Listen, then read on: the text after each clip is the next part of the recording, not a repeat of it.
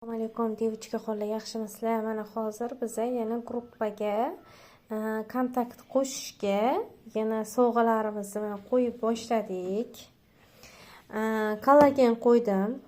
Bilasizlar, halol, koreyskiy, original kollagen. Bu Xitoyniki emas, qizlarjonlar, koreyskiy.